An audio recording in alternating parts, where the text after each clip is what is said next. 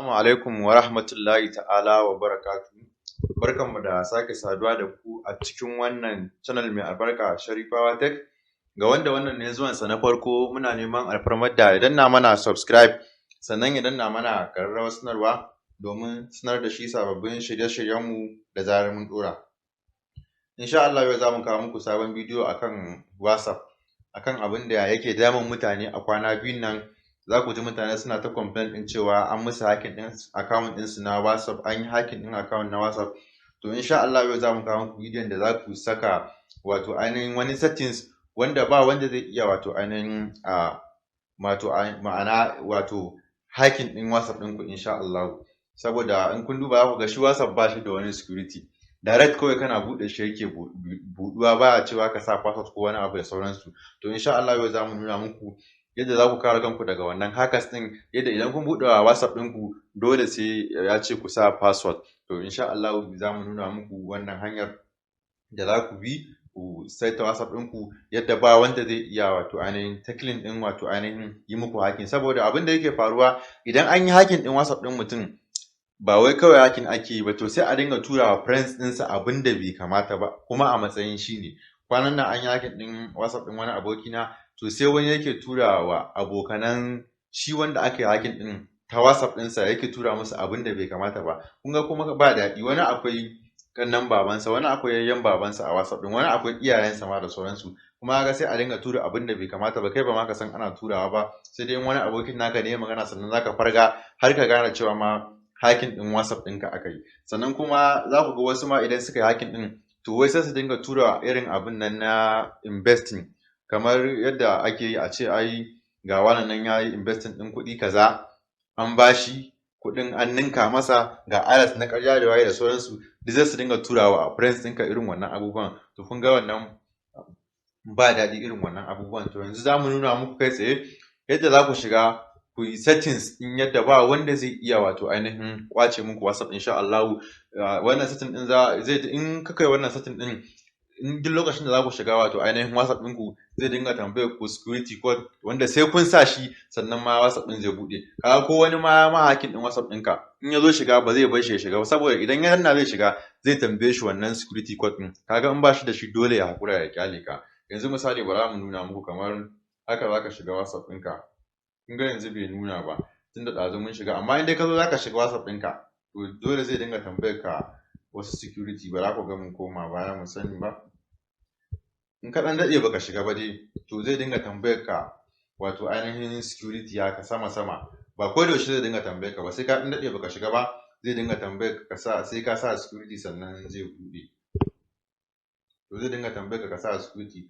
To yanzu insha Allah za mu je kai tsaye dai mu nuna muku yadda ake wato ainihin settings ɗin nan na wato ainihin sa security. Idan ka ɗan daɗe baka shiga ko ka ɗan jima baka shiga ba, to in dai ka zo ka shiga za ka ga ina tambayar ka wannan security ɗin. To mun ɗan shiga da shi sa kuka bai nuna mana ba, amma in kuka zo za ku shiga za ku ga wata ran yana ɗan tambayar ku saboda ai confirming cewa yes kai ne mai wannan WhatsApp ɗin. To saboda haka kuma dama kai da ka sa security kai kaɗai ka san wato ainihin security da ka sa. Kar ka manta idan ka sa security ka riƙe, saboda ko da wayar ka ta faɗi Allah ya kiyaye ko kuma ka rasa wani abin naka, to in ka zo kai ɗauko WhatsApp ɗin ka zo za ka shiga, to in ka zo kana register zai tambaye ka wannan security wanda sai ka sa shi ne zai baka damar wato ainihin ka ci gaba da wato ainihin abubuwanka. Sannan kuma ko gaba dai Allah ya kiyaye ba fata ake ba, duk wanda aka kwace wa WhatsApp ya tabbatar da cewa an kwace masa, idan yana so ya kwato kayansa abin da zai yi shine zai yi uninstall ɗin WhatsApp ɗin nashi ne.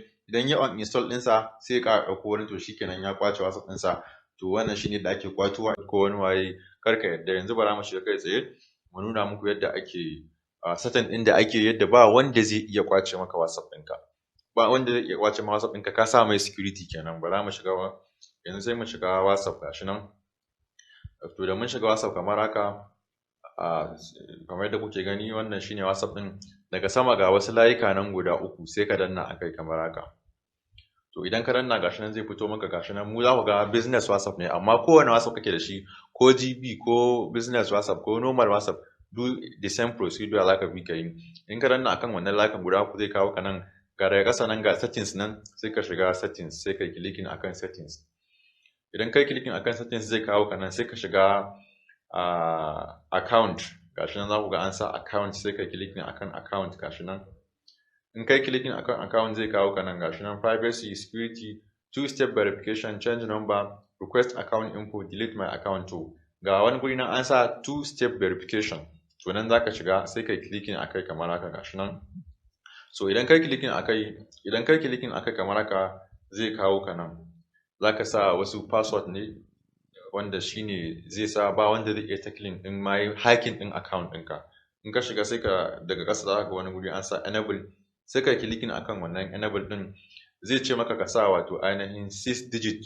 Wannan 6 digit din idan ka sa su to ka rike su, saboda misali ba fata ake ba ko ka rasa wayarka ko kuma ka canja waya kana so ka wato ainihin ɗauko WhatsApp ka ƙara cikewa, to idan ka zo za su tambaye ka wa'annan code din ne, to kaga idan ka saka shi ne ke tabbatar da cewa wannan WhatsApp din naka ne, to shine amfanin sa. Sannan kuma idan mutum shi ma zai tackling ya wato ainihin kwace maka WhatsApp, to dole su tuntube ka ta nan baka turo maka verification code, kuma in ya ce zai kwace ya fara processing din kwacewa, to za su turo maka da verification code zuwa nan baka, kaga kai kake da wannan verification code din, in dai ba tura mai kai ba to babu wannan magana ya ma hacking din WhatsApp ɗinka. Kuma kar ka sake ka tura wani, dama ta yaya za ka tura ma mutum verification code ɗinka, kar ka sake wani ya ce ka tura mai wani code za a turo ko wani ka tura mai ko za a yi wani abu a samu kuɗi, kar ka sake.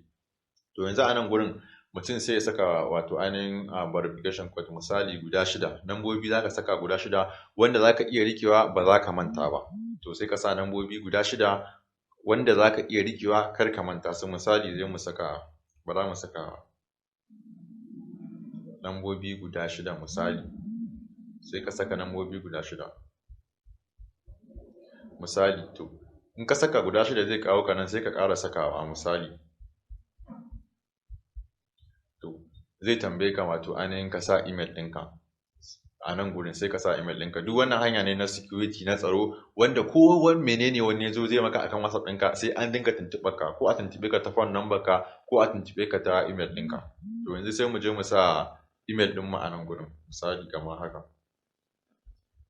So sai mu danna next, sai mu ƙara wato ainihin confirming ɗin email, mu ƙara sawa kenan kamar haka. To sai mu danna save.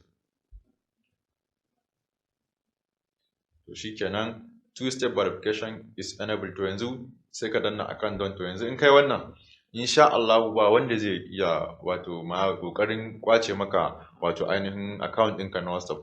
In kai wannan ba wanda zai iya kwace maka account ɗinka na WhatsApp. To wannan shine yadda ake wato ainihin two-step verification na wato ainihin WhatsApp.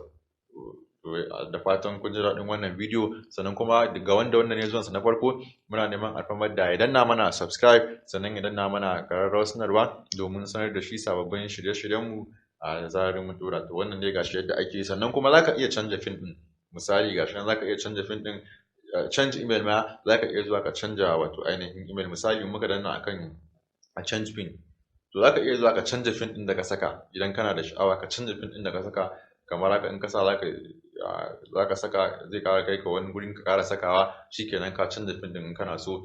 Misali kamar yanzu change email, shi ma za ka iya clicking shi ma ka canja email ɗin da ka saka, to shikenan za ka iya caccanjawa duka. To amma to wannan dai shine yadda abun yake.